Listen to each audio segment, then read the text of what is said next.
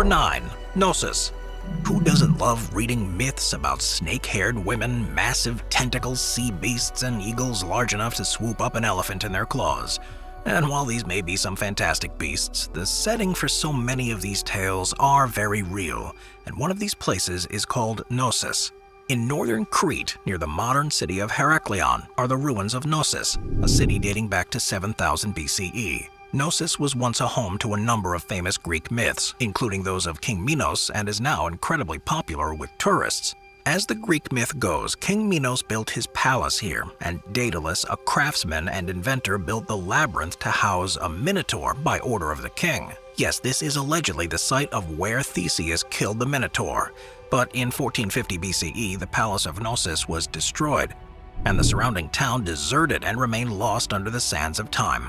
For thousands of years, this place would only exist in myth. That is, until 1900, an Englishman bought several acres of land near Crete, hoping to find evidence of the historical reign of Minos. He began to dig, and a full 25 years later, he began to find layers of the ruins of a palace. From there, it became his mission to restore it, and he clearly succeeded, because over 1 million people a year come to see the once mythological Gnosis.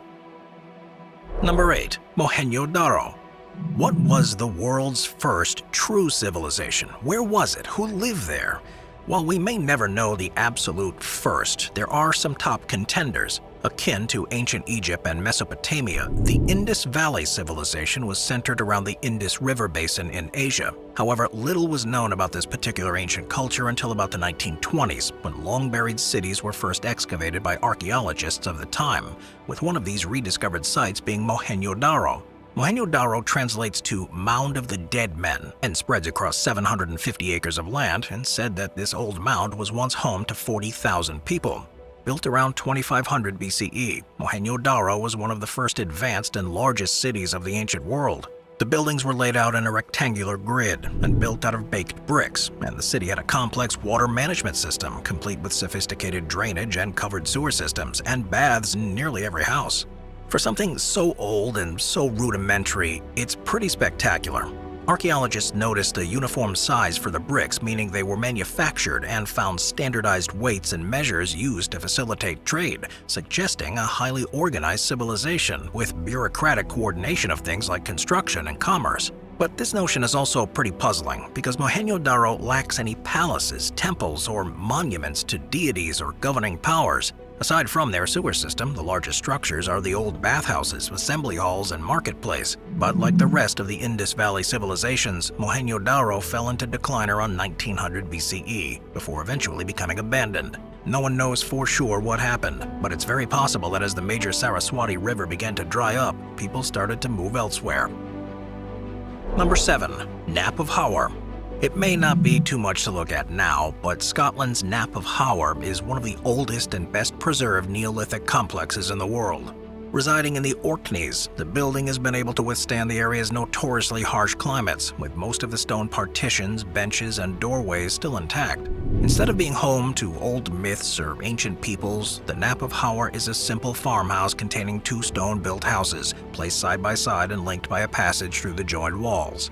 These old houses in the Orkneys were accompanied by Neolithic farmers who lived from between 3700 BCE to 2800 BCE, which is far earlier than the similar houses in the settlement at Sacre Brae on the Orkney mainland. Like so many others on this list, these stone structures were discovered accidentally in the 1930s when sea erosion revealed vast deposits of midden material along with the well-built stone walls. Archaeologists went to work and excavated the ancient site buried under nearly 7 feet of sand. And not only did they find this farmhouse, but they also unearthed some artifacts that date back to the Iron Age.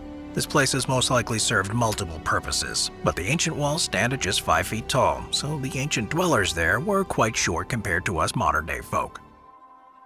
Number 6. Dholavira.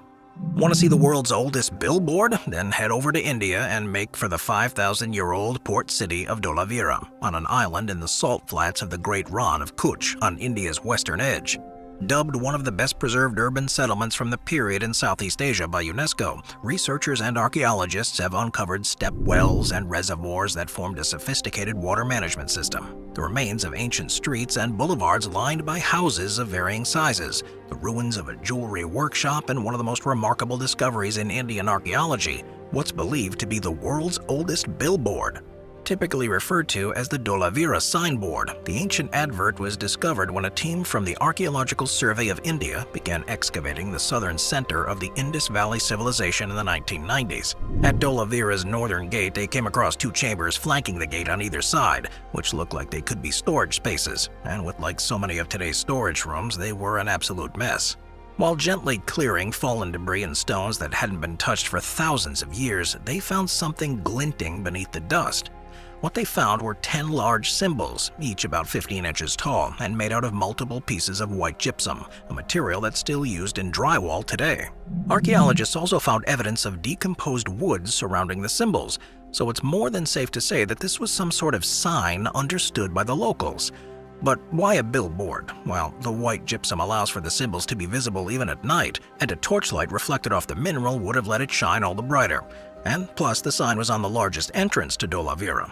One question remains though. What does it say? Number 5. The Pyramid of Djoser. The pyramids of Egypt are some of the most spectacular structures in the world, and it's hard to fathom that humans so long ago were able to pull off these feats. Our collective minds today tend to go straight for the Great Pyramids of Giza, but there are some other pyramids worth our time. Built as a tomb for the pharaoh, the Djoser Pyramid was constructed between 2630 BCE and 2611 BCE in Saqqara, Egypt, and is one of the oldest intact large-scale stone monuments in the world. It stands 197 feet high and was built using 11 million cubic feet of the simplest ingredients, stone and clay. And who was the architect? Well, none other than Rick O'Connell's nemesis, Imhotep.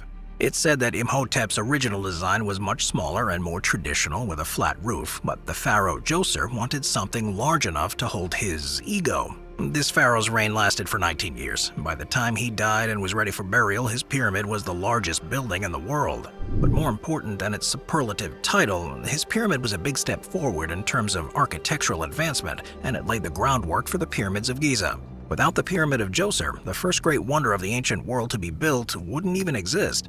Djoser's ancient stone and clay tomb was part of a larger 40-acre complex complete with a courtyard, temples, and chapels, all enclosed within a 30-foot wall. The entrance to the complex, as well as the 13 fake doors, is built right into the wall. The complex also includes a number of building facades, all of which served ritual purposes. This place is absolutely awesome, hands down. The pharaoh was buried here along with his 11 daughters, but finding them is anything but easy. The good architect Imhotep designed a series of winding, maze-like tunnels that would have you thinking King Minos' Minotaur was hiding in there. But in truth, it's likely that the maze was created to keep looters guessing until they finally gave up. But the 3.5-mile-long labyrinthian structure came at great cost, because the deteriorating walls will eventually collapse, taking most of the pyramid with it.